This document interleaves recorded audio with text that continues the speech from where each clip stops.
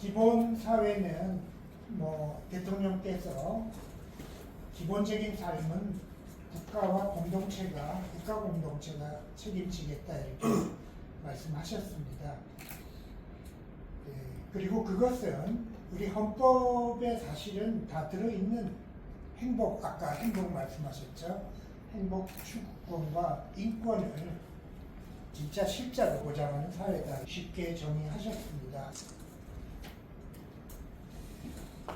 국정기획위원회에서도 이렇게 대통령의 뜻을 받들어서 같은 정의를 했습니다. 그래서 기본소득, 여러 가지 기본 서비스 이런 것들을 함께 보장하는 사회다.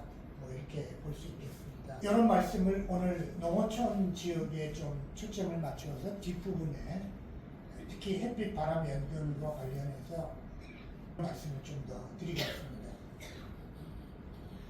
헌법에는 인간으로서의 존엄과 가치를 가지고 행복을 추구할 권리를 갖는다 이렇게 되어 있고요. 인간다운 생활하라 권리가 있습니다. 이게 기본적인 삶이죠. 그리고 더 넓게 보면 유엔의 사회권 규약이라고 불리는 이 규약 속에 사람들이 기본적인 어떤 사회 조건을 보장받는 권리를 갖는다. 유엔의 사회권 규약입니다. 우리나라는 사회권 규약에 아직 완전히 가입을 못했습니다. 그 중에 몇 가지 요소들이 이 사회권 보장을 위해서 예를 들어서 차별 조항이라든지 차별한 사람이 국가를 상대로 소송을 할 수 있다든지 제가 법은 잘 모릅니다만 이런 몇 가지 조항 교육 쪽에서 보면 사립학교와 국립학교의 차별이라든지 그게 없어야 되는데 이런 것들 때문에 가입을 못하고 있다 이렇게 듣고는 있습니다. 어쨌든 이재명 정부에서 사회권 규약에 완전히 가입하는 그런 나라가 되기를 바랍니다. 그래서 기본사회는 권리인데요. 그런데 인간다운 생활, 복지를 권리로 바라본다는 점에서 보면 전통적인 복지국가, 다른 나라에서 했었던 복지국가, 또 우리나라가 옛날부터 해왔던 복지국가와 다른 것은 하나도 없습니다. 다만 한 가지만 더 추구한다면 제가 이 말씀을 좀 드리고 싶은데요.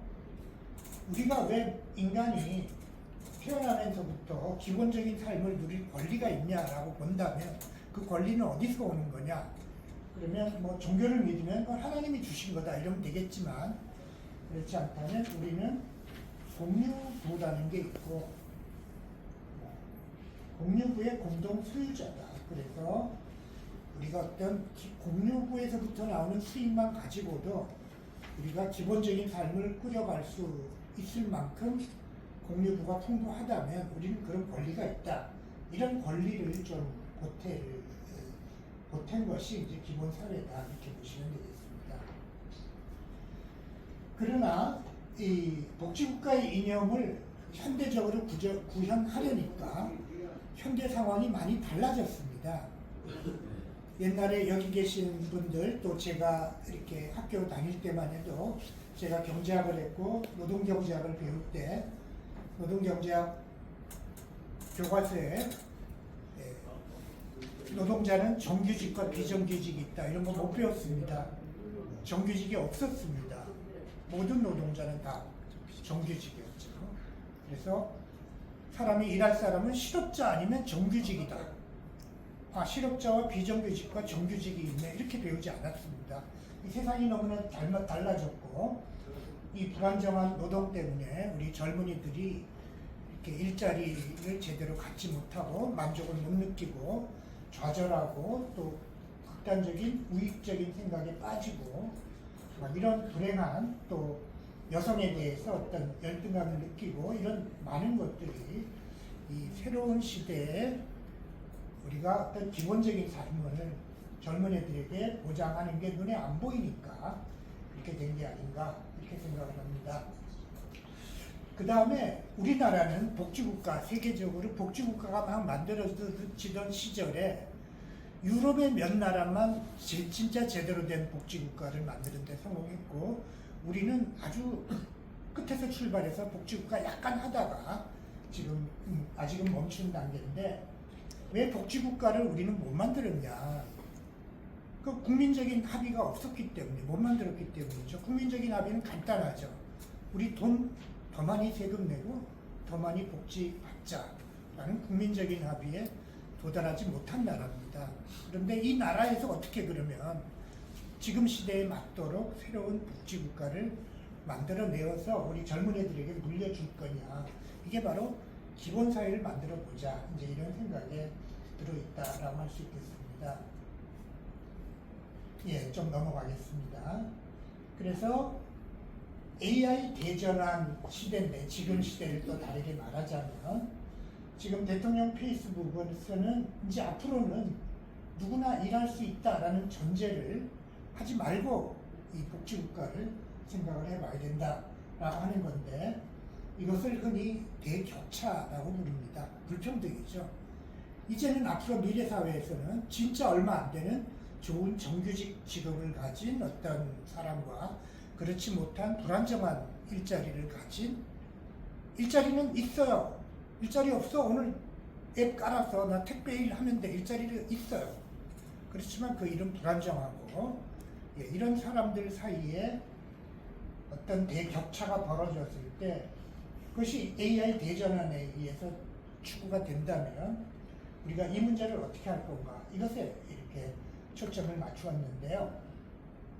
이 기술 혁신이라고 이 커다란 기술 혁명입니다. AI는 산업혁명에 버금가는 그런데 이 기술 혁명이 세계적으로 진행될 때는 대격차도 있지만 이건 한 나라 안에서 격차인데 대분기라는 게 또 일어납니다. 이 대분기라고 굳이 부르는데요. 경제사를 하는 학자들은 이건 나라 사이의 격차죠.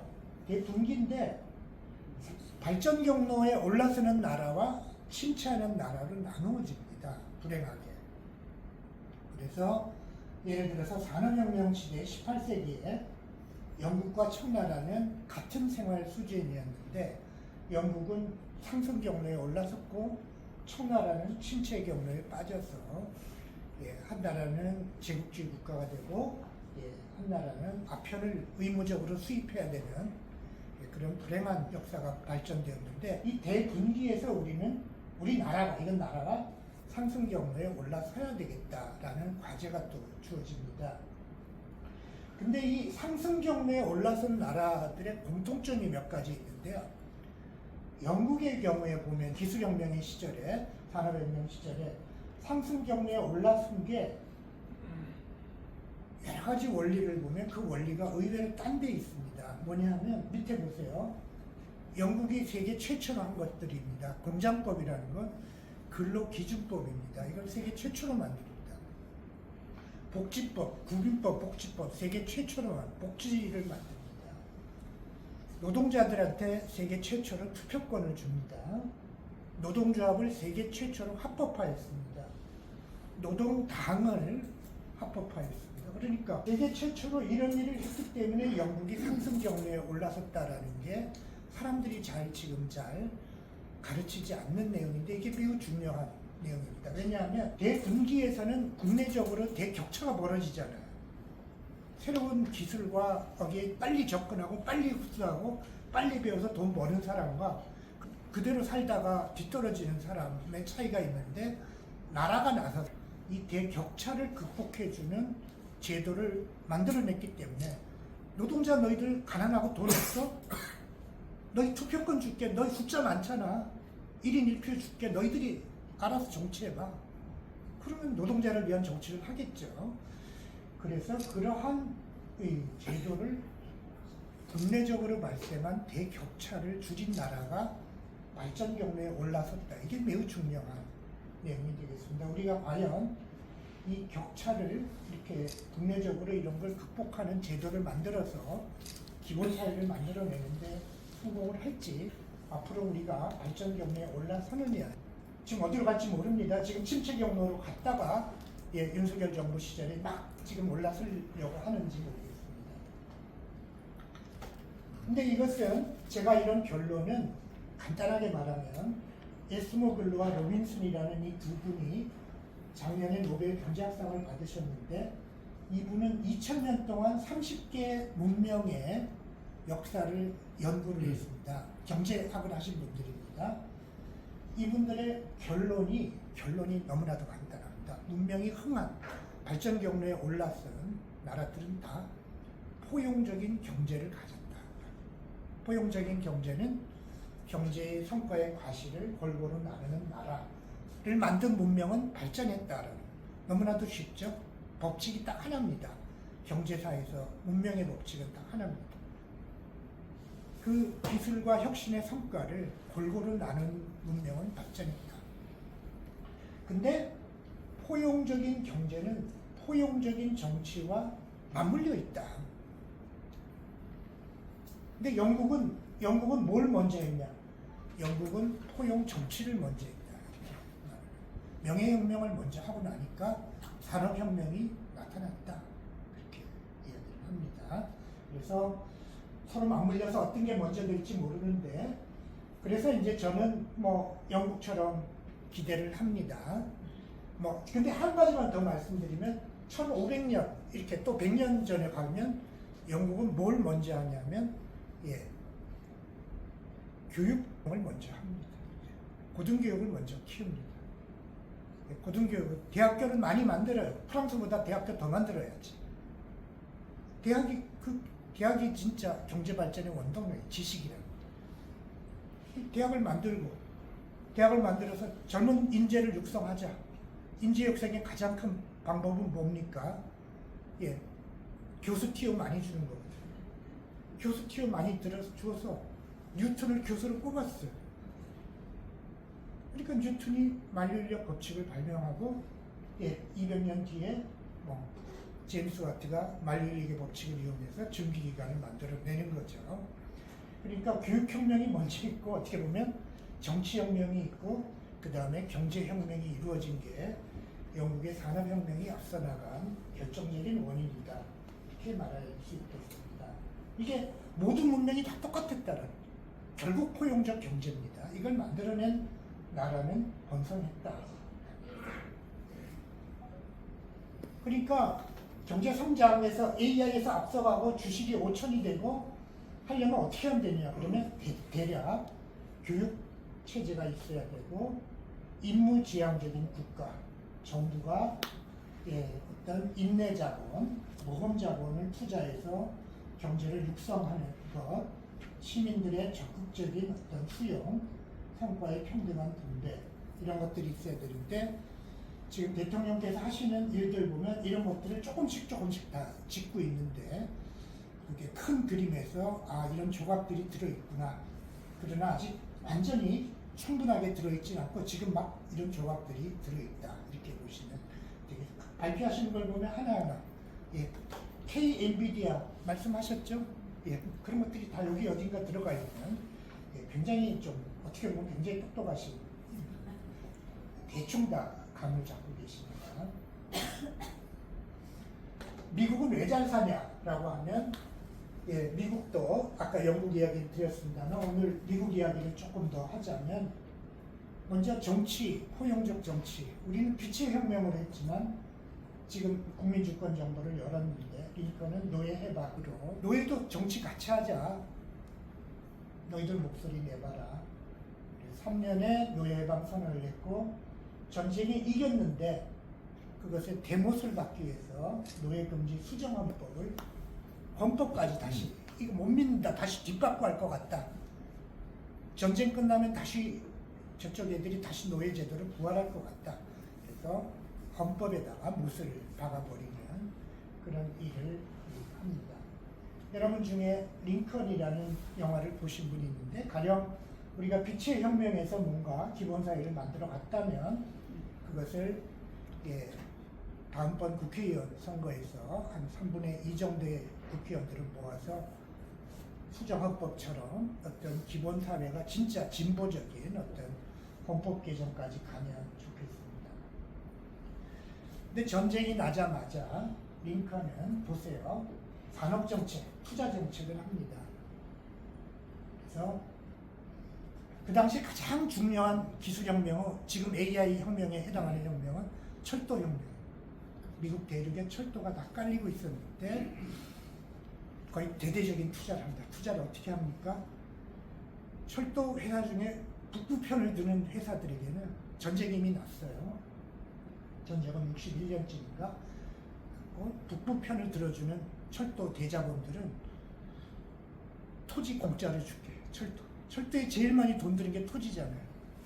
그 나라 토지를 공짜로 줄게. 그래서 큰 철도 자본들이 다 북부 편을 드는 산업정책입니다. 지금 AI 투자하는 거 마찬가지입니다. 그 다음 사람들에게 제일 안 알려진 게 교육정책인데요. 남한 땅의 10분의 7의 면적을 미국의 주립대학에 나눠줍니다. 주마다 좋은 대학 하나씩 만들어, 주립대학을.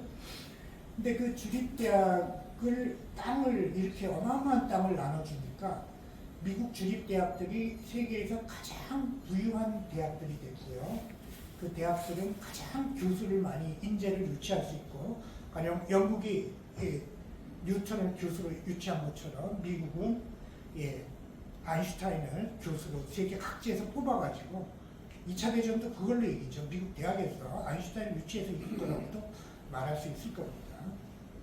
그러니까 가장 큰 인재들, 가장 큰 교육비를 투자해서 2차 혁명뿐만 아니라 지금 이 AI 혁명까지도 이끌어 가도록 만든 사람이 링컨이라고 할 수 있겠습니다. 그래서 우리나라도 이런 교육 정책에서 이렇게 이 중요성을 알고 이렇게 제대로 된 투자를 하면 이제 그런 정책이 벌어지면 좋겠습니다.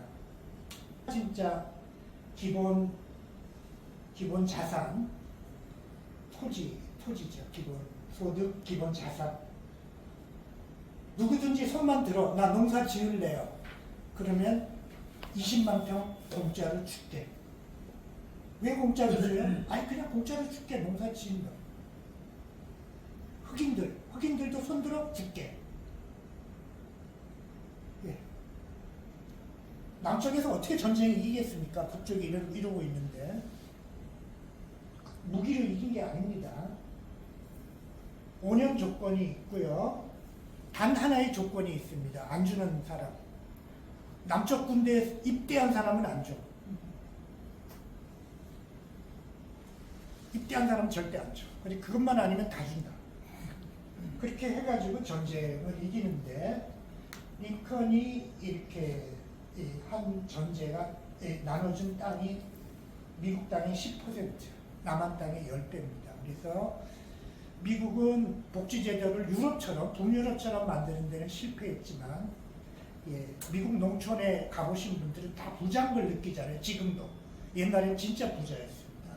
어떤 중산층을, 가장 중요한 인구와 중산층을 제일 잘 살게 만들므로써 어떻게 보면 지금 우리가 기본사회의 이념이죠. 이런 것들을 만들어 내므로써 요것들은 미국 주립대학인데요. 이렇게 전쟁 이기고는 남쪽 주에도 하나씩 다 줬고요. 대학을 만들 때 공대와 농대를 설립하는 걸 조건으로 했습니다. 그 조건 하에서 그 당시 가장 중요한 두 가지 산업이었으니까 이런 것들이 이제 오늘날 그래도 미국을 만들어내고 지금 기술혁명에서 앞서가게 된 그런 것들이라고 볼 수 있겠습니다. 그래서 공유부, 근데 링컨이 나눠준 게 뭐예요? 돈이 그렇게 많지 않잖아요. 근데 자기 나라에 맞는 공유부를 찾은 거예요. 뭐가 많아요? 땅이 많잖아요. 남쪽 땅은 전쟁에 이겨서 뺏으면 되잖아요. 남쪽 부자들 땅은 뺏으면 돼요. 전쟁에.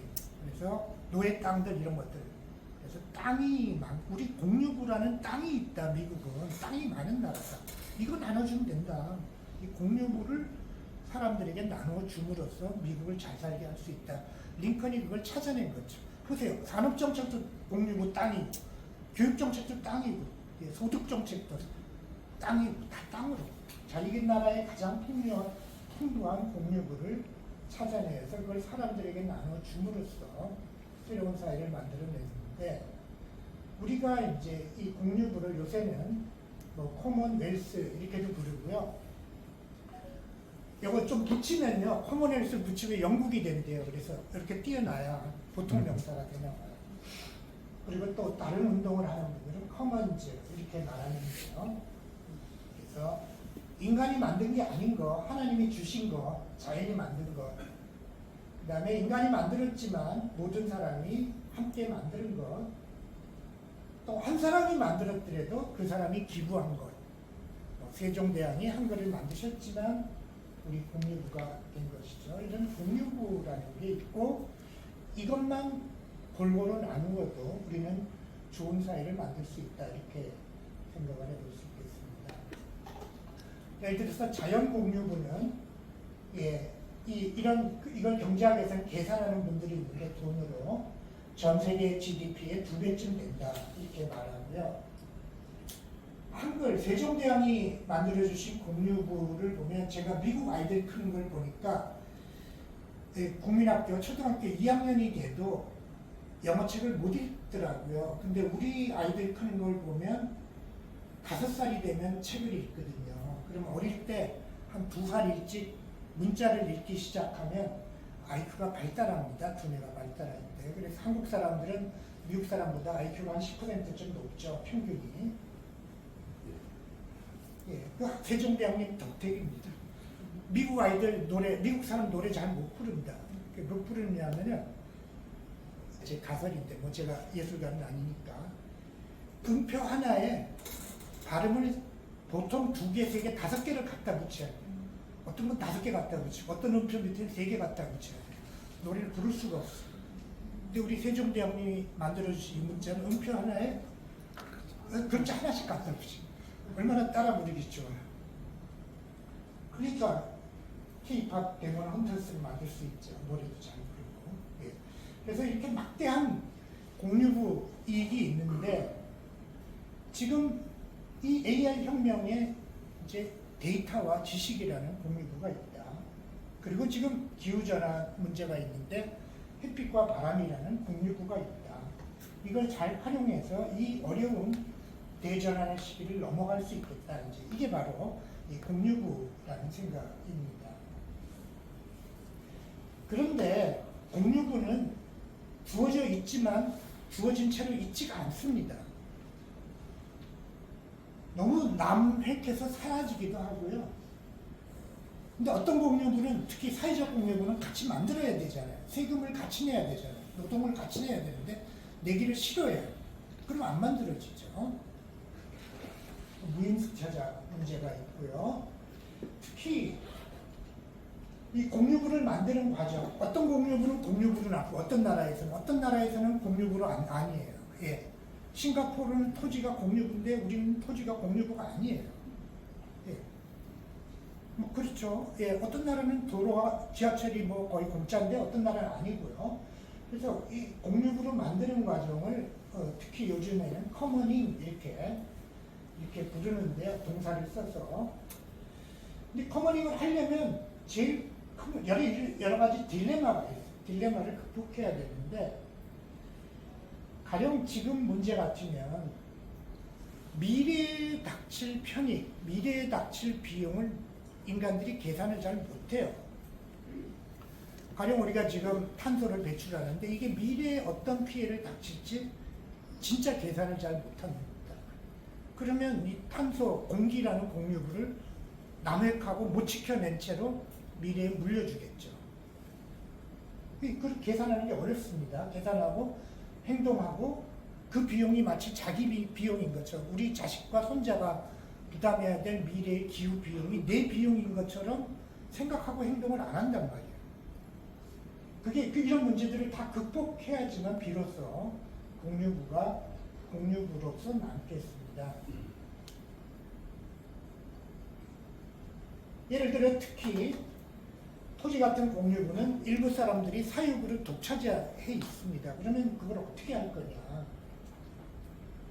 그러면 토지가 없는 사람이 더 많으니까, 아니면 토지가 없는 사람이 보다는 작은 토지를 가진 사람과 토지가 없는 사람이 합친다면 인구의 80%나 90%가 되니까, 민주주의 국가라면 그 토지 문제는 해결되겠네요. 왜냐하면 80%나 90%가 토지가 작거나 없으니까.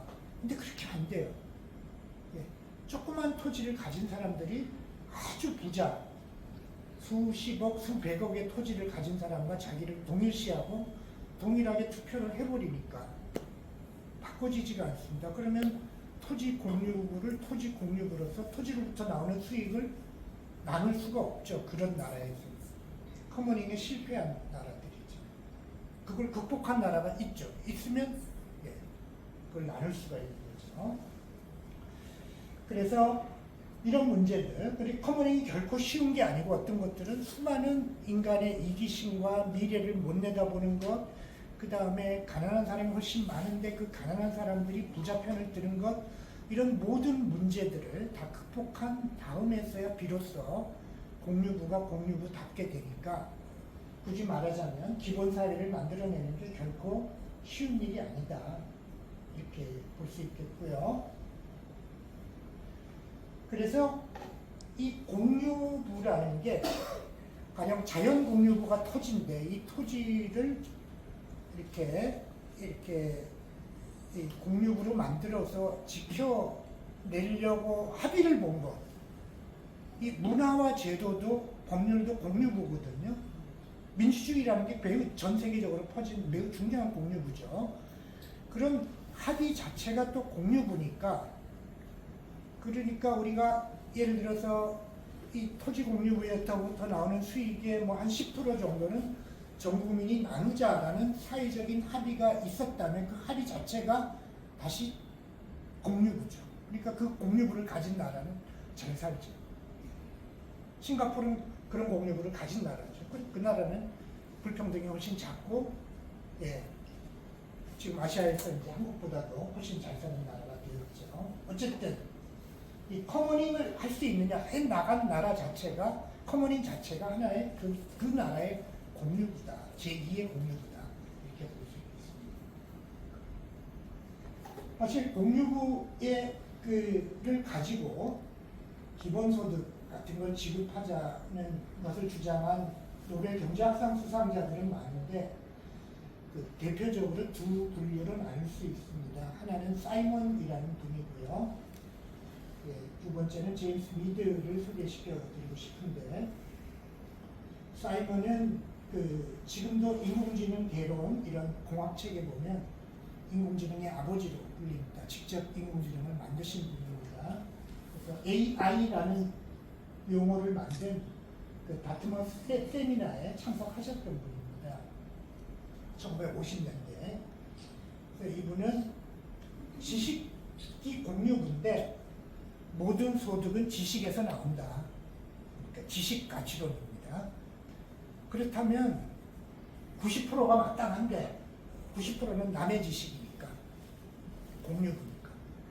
그래서 10%만 가져가야 되는데, 그래서 공정한 세율은 90%지만 소득세율은 인센티브를 좀 주자. 10%를 보태는 사람들이 인센티브를 줘서 70%를 과세해서 기본소득을 나누자. 그래서 조세형 기본소득, 지식공유부, 이런 제안을 하신 분입니다.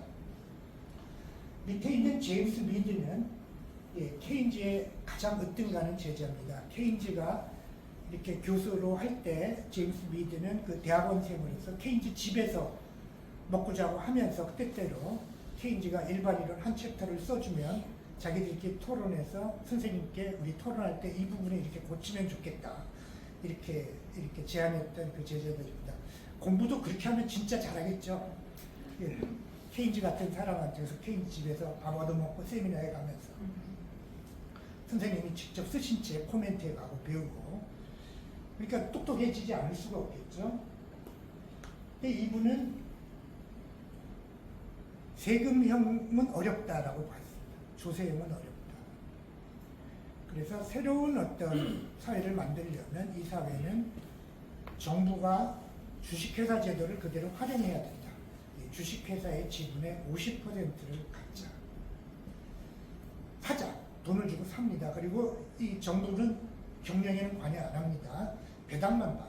그 배당을 기본소득으로 나누자. 이런 제안을 했는데요.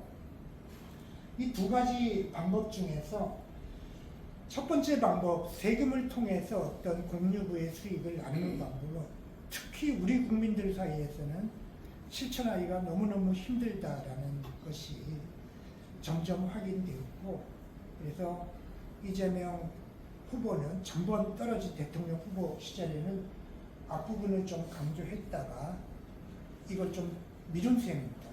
이번 대선에서 앞세 내세운 건 밑에 부분. 잘 안 드러나지만 그런 흐름이 이 흐름입니다. 밑에 것의 흐름이 드러난 건 아까도 말씀드렸듯이 당선되시자마자 야 K 엔비디아 같은 거 개발해서 정부가 벤처 투자해서 한 30% 정도 지분 갖고 있다면 그걸로 기본소득 나눠주면 좋잖아. 이 말 제임스 미드가 그러니까 밑에 거는 시장 원리에 따르고 주식회사 원리에 따르니까 사람들의 저항이 작겠죠. 그럼 밑에 거부터 해보자. 이제 이렇게 됐고 그게 바로 이제 K 엔비디아 논쟁 혹은 지금 또 말씀을 조금 더 드릴 이렇게 햇빛 바람 연금 그런 아이디어가 되겠습니다. 그래서 이제 대전환의 일인데요. 그 중에서 AI에 관계되는 말씀은 이렇게 드렸다고 치고 영어로 되어 있어서 죄송한데 번역을 제가 못했는데 이분들이 2055년에 논문을 썼을 때 저는 파리 기후 협약을 준수하면 2도씨 정도에서 지금 1.5도씨가 2도씨로 됐죠. 한소 지구 온난화를 2도씨에 막자. 그러면 이분들이 여러 직접 계산한 분들은 아니고 이 경제학자들은 남이 자연과학자들이 계산한 걸 대충 보니까 GDP가 10% 정도 상실이 될 거다라고 2도씨에 막으면 그걸 인구의 희생으로 보면 한 8억 명 정도만 희생을 당하면 되겠다. 그러면 인구가 2도씨에서 살아갈 수 있고 만약 3도씨가 넘는다면 2050년 이후의 지구는 인구의 절반은 사라져야 된다. 이런 경고다라는 걸 이렇게 표로 만들었습니다. 이분들은 그걸 계산한 분들은 아니고요. 이분들은 커뮤니케이션 전공입니다. 자연과학자들이 지구 온난화 위기를 하도 전달을 잘 못하니까 경제학자들처럼 이렇게 커뮤니케이션 하면 좋겠다. 근데 저는 이 표를 보고 이건 좀 과장이다. 그렇게 했는데 이게 과장이 아니라는 게 이분들은 직접 계산을 하신 분들이고요. 이분들도 역시 경제학자인데 대략 보니까 온도가 1도 오르면 세계 GDP가 12%쯤 감소하게 된다. 그러니까 2도씨에 막으면 20% 비슷하잖아요. 24. 그 정도. 그건 미래 세대입니다. 미래 세대. 이것도 24년에 NBER 논문을 썼고요. 근데 이것보다 더 이렇게 믿을 만한 그래도 또 더 진짜 자연과학자들이 24년 이것도 역시 네이처지에 실린 논문인데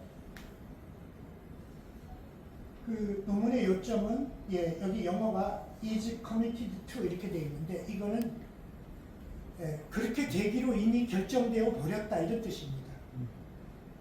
다른 방법이 없다. 그러면 현재까지 배출된 이산화탄소를 가지고 2049년에는 세계 GDP의 19%가 상실되도록 결정이 되어 있다. 앞으로 하나도 이산화탄소를 더 이상 당장 배출하지 않는다고 할지라도 왜냐 이때까지 배출된 이산화탄소는 적어도 100년 동안은 공기 중에서 효과를 미치기 때문에 2050년 경에는 19% GDP 감소가 확정되어 있다 이런 뜻입니다. 그게 그 파란색 그래프입니다. 이제 지금은 얼마 안 되죠. 아직은 피해액이 GDP의 1% 잘 안 되죠. 근데 점점 내려가서 2049년 저 그래프 정도 보면 저기가 보면 19% 정도. 그러니까 2049년이면 저 손주가 뭐 40대가 되는데 그때가 되면 걔들은 우리 때보다 다른 아무것도 없더라도 걔들 소득은 20% 작아집니다. 그래서 그런데 저 하늘색 선 저기 하늘색인지 뭐 이렇게 민트색인지 모르겠습니다만 저 하늘색 선은 2도씨에 막는 비용입니다.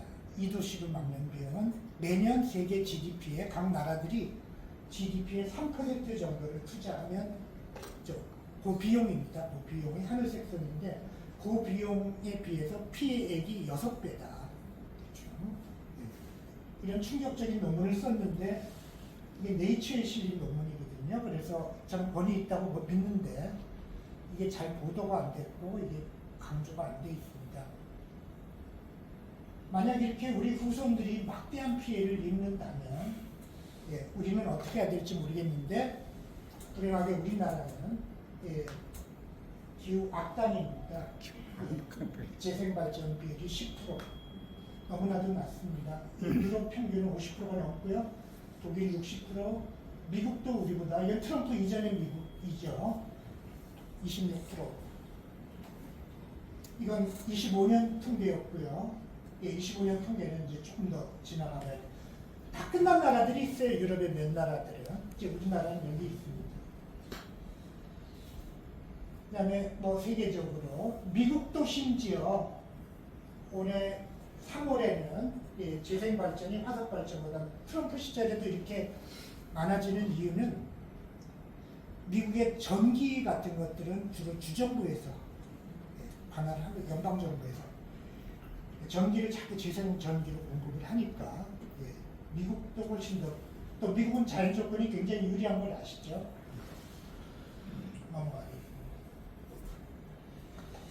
그래서 다른 나라들은 사실은 미국만 빼놓고는 이렇게 다 앞서가는데 독일은 35년까지 그러니까 전기 부분, 발전 부분은 100% 재생에너지를 법으로 정해버렸어요. 45년까지는 넷제로라는 건 경제 전체고 넷제로라는 건 독일은 원자력 안 쓰기로 했지만 원자력 포함하고 나무가 흡수하는 거 포함하고 뭐 등등 이래가지고 영국은 전기 부분만 35년에 독일하고 똑같아요. 근데 재생 100%는 아니고 넷제로는 원자력 쓰겠다. 그때까지는 20%를 쓴다. 미국도 바이든 대통령이 그럼 미국 영국이에요? 그럼 우리도 하지. 미국은 낮은데 될까요? 미국은 금방 되는 날. 공짜 땅이 널려 있고요. 서부 사막만 하면 끝나요. 서부 사막은 중동 사막하고 다르거든요. 거기는 이렇게 바람이 날리는 샌드 데저트가 아니고 락 데저트이기 때문에 그냥 태양광 깔면 돼요. 그 다음에 돈은 미국은 기축통하고 찍으면 돼요. 그래서 바이든도 우리도 해보지. 우리도 하지. 그런데 트럼프로 바뀌어버려. 근데 이제 다른 나라들이 이 막대한 비용을 들여서 넷제로를 달성하고 나면 한국은 특히 유럽에 독일의 자동차 이런 수출 경제국인데 봐줄까요? 이제 이게 문제입니다.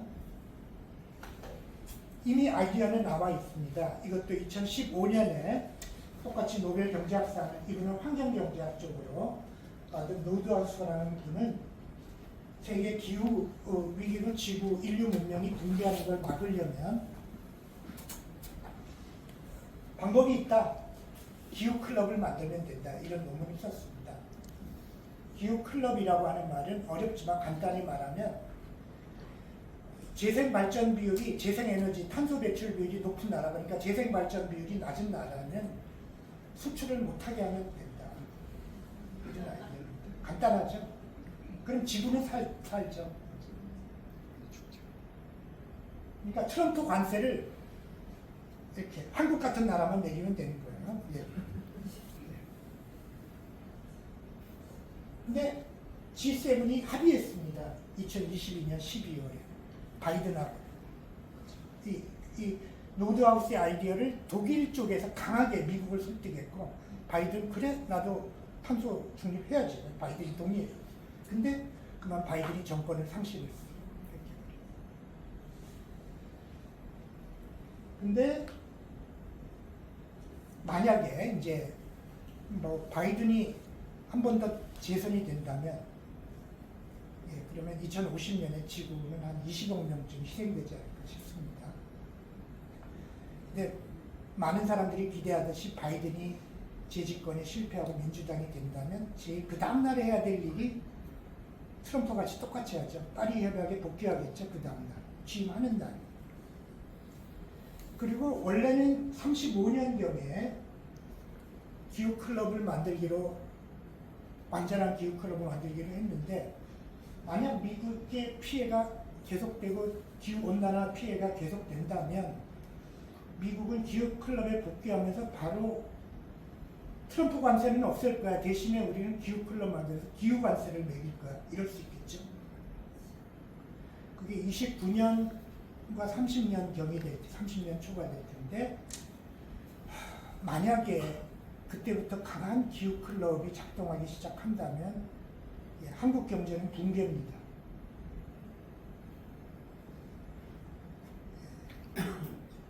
이재명 대통령은 정권 재창출에 실패하실 겁니다. 만약 그렇다면. 예.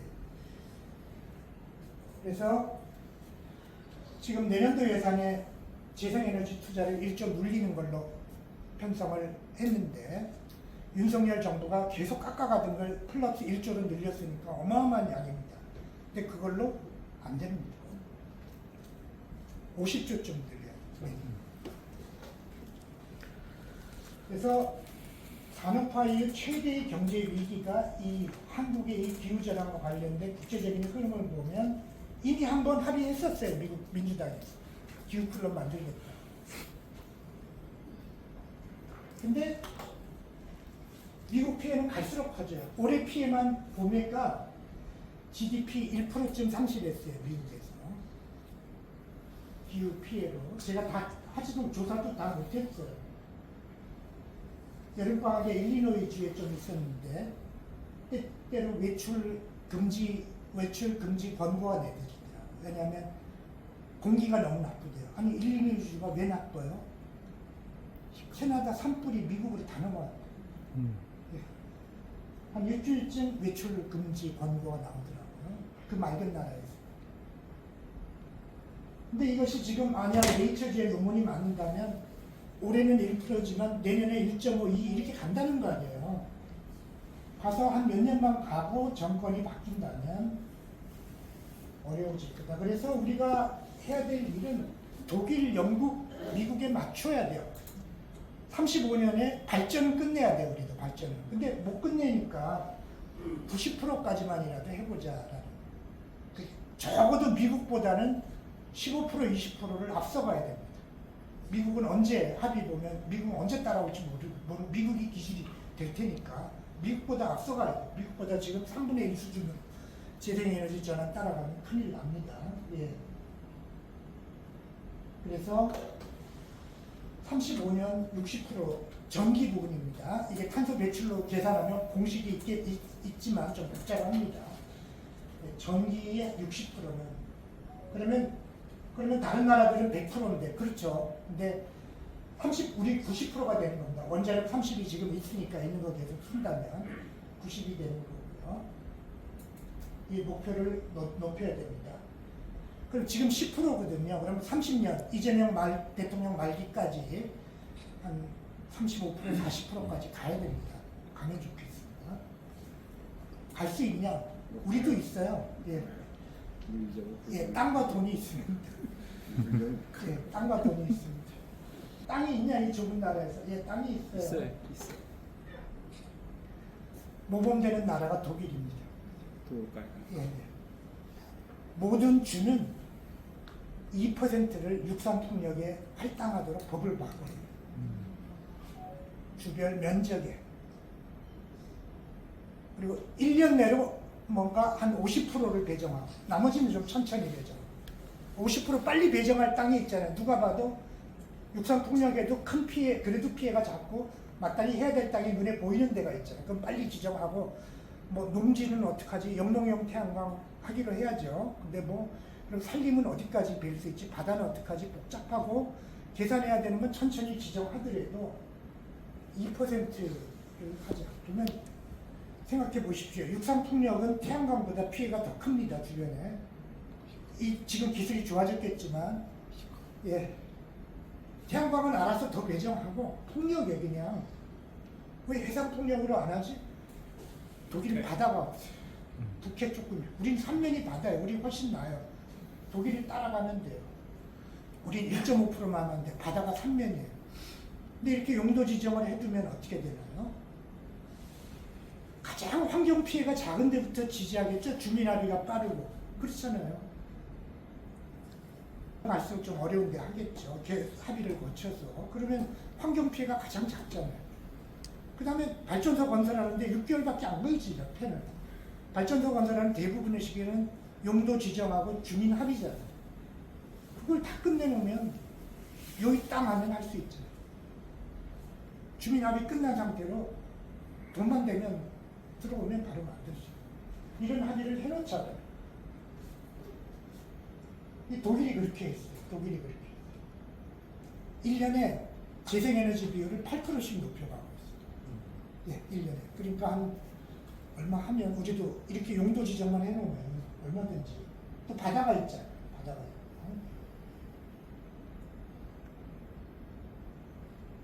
목표를 상향해야 되고, 예. 왜 앞으로 가나요? 예.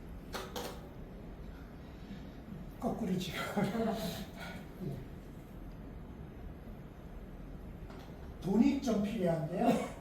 돈이 얼마나 필요하냐면 거의 공통적인 계산은 GDP의 3%, 아까 그 네이처지 논문도 그렇게 되어 있습니다만 그 정도로 했고요.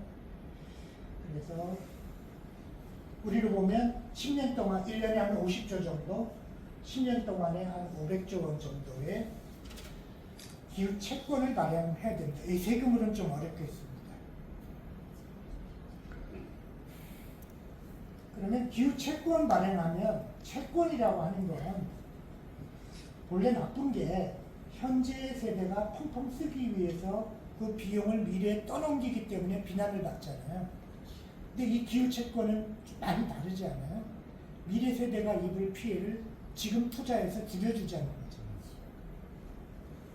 그죠? 그런 용도이기 때문에 미래 세대에 도움이 되는 채권.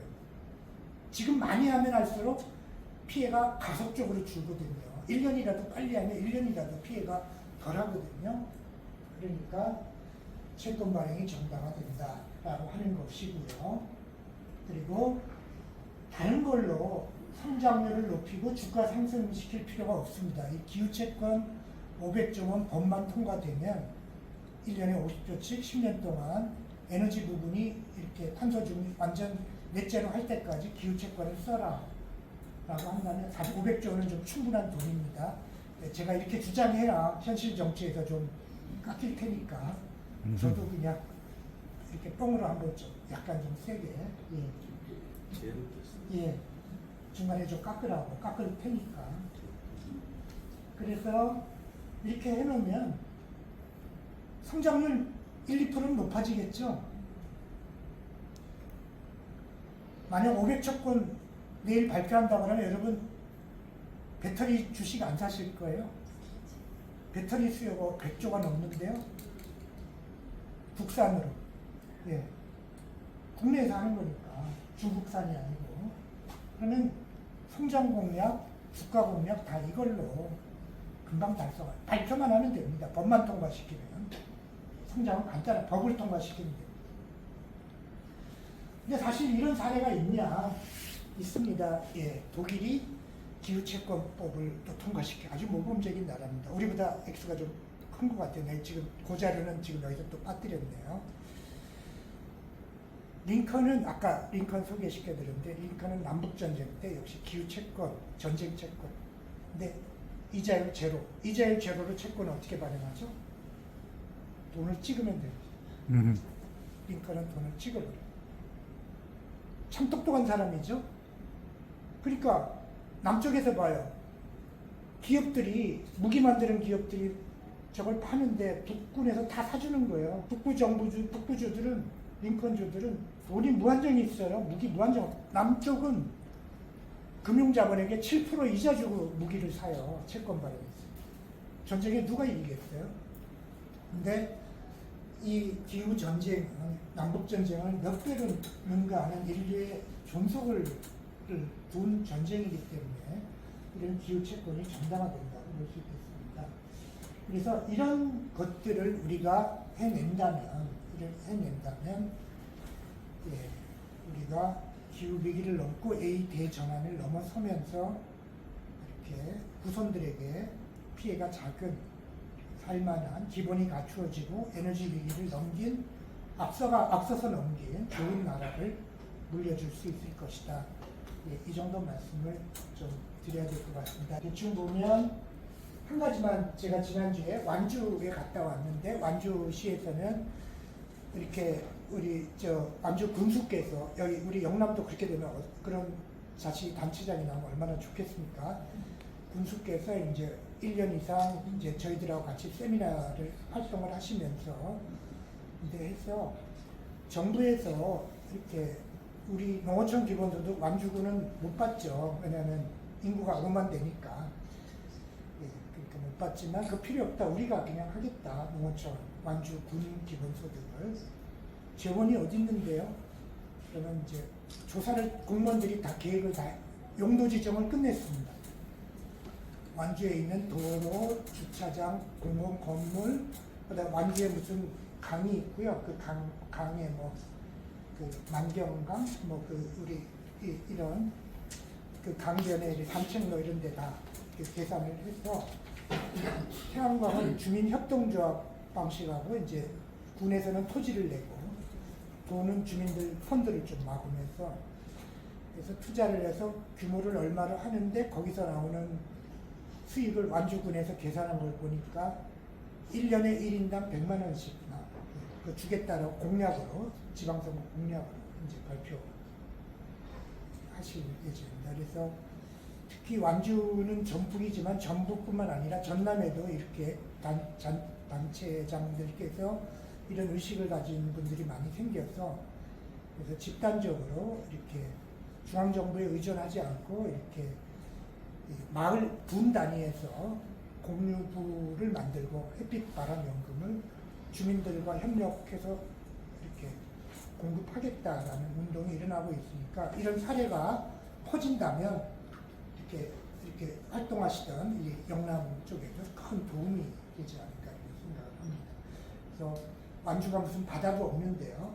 신안처럼 바다도 없지만 이렇게 땅을 가지고 그렇게 좀 준비를 하고 있습니다. 그래서 어쨌든 기본 사회를 만드는 운동이 영남 쪽에도 잘 퍼져나가면 이렇게 좋은 새로운 공유부, 새로운 합의를 우리가 만들어낼 수 있지 않을까 기대합니다. 예, 이상 마치겠습니다.